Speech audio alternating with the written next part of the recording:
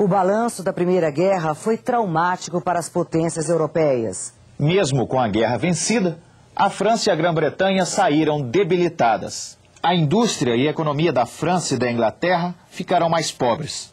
Os dois países se endividaram com os americanos. Já muito rico, os Estados Unidos se tornaram a principal potência mundial. No Oriente, o Japão se consolida como potência econômica e militar. A população europeia não queria outra guerra. Os líderes ingleses e franceses declaram-se dispostos a fazer de tudo por um mundo pacífico, regido pelo direito e não pela força. Mas esse mundo idealizado não durou muito. Os anos 20 e 30 foram marcados pela instabilidade. A Revolução Russa surgiu das crises geradas na Primeira Guerra Mundial. Por ter mais soldados, a Rússia pensava que venceria facilmente os alemães, o que não ocorreu. Apesar de ter menos soldados, a Alemanha tirou proveito da incompetência militar dos russos. Resultado? A Rússia viu suas indústrias entrarem em colapso, a inflação subir e a comida ficar cada vez mais escassa. Em 1916, o país estava à beira de uma guerra civil. Em 1917, o czar Nicolau II, imperador da Rússia, deixa o poder. Após um período de governo republicano fraco, Lenin e os comunistas tomam o poder à frente de uma revolução popular. O novo regime assina a paz com os alemães e tira a Rússia da guerra. Dos escombros do Império Russo surge um novo país, a União das Repúblicas Socialistas Soviéticas, primeira nação no mundo governada por um modelo comunista. O novo governo conseguiu retomar o crescimento do país, mas as mudanças custaram a morte de milhões de pessoas. A perseguição aos opositores do regime intensificou-se no governo de Joseph Stalin. A primeira grande vítima de Stalin foram as politizações forçadas, né? Que levaram milhões de pessoas do campo a vir forçadamente para as cidades. E, posteriormente, com o controle geral que Stalin submete ao país, qualquer líder, seja sindical, operário, dentro do partido, tinha que estar submetido às diretrizes de Stalin. A década de 1920 foi um período de crescimento econômico no mundo. Empolgados com a possibilidade de lucro rápido, milhares de pessoas começaram a investir na Bolsa de Valores, em especial na Bolsa de Nova York. A especulação fez o preço das ações subir além do que valiam. E a Bolsa despencou. Em poucas semanas, a economia norte-americana entrou em colapso. Empresas faliram, desemprego aumentou e bancos fecharam as portas. A crise se espalhou por toda a sociedade internacional.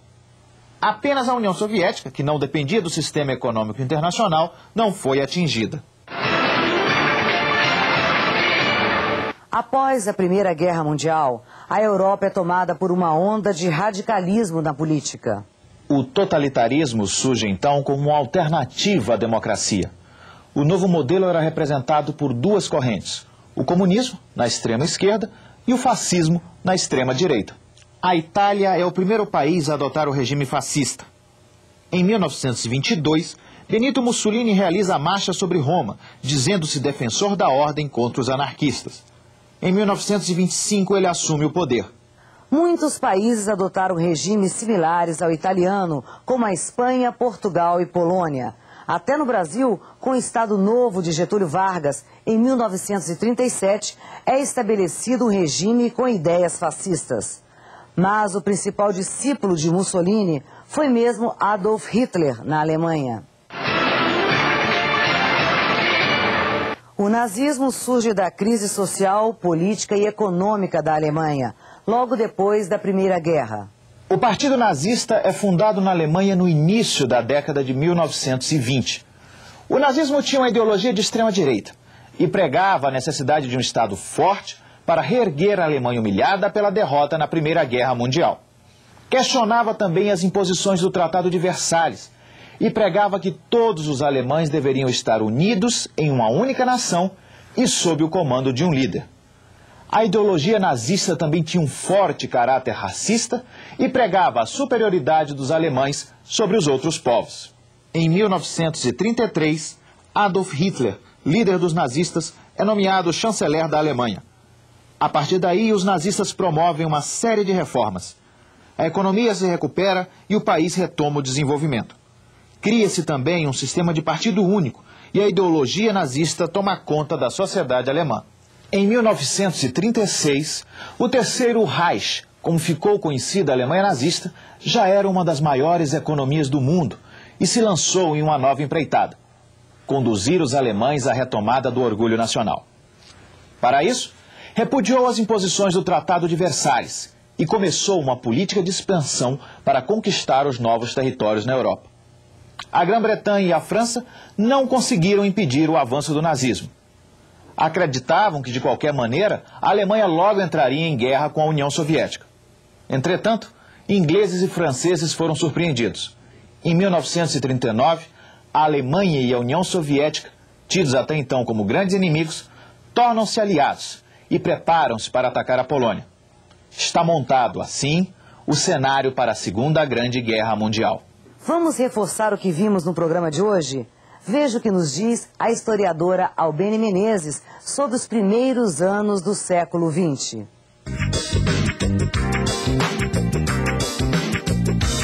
Professora, o início do século XX começa aí meio conturbado, não é isso? Conturbado e até mesmo seu início é controverso.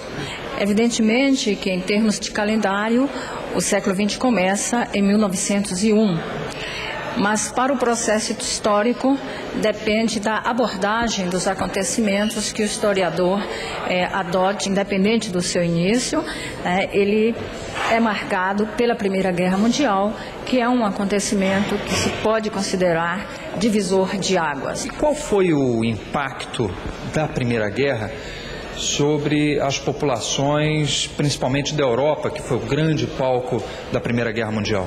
Para a Europa, tem um significado enorme, assim como tem para o mundo, mas em especial para a Europa, porque até então nunca se teve uma guerra tão desastrosa que tenha chamado tantas potências médias, grandes, intermediárias, né?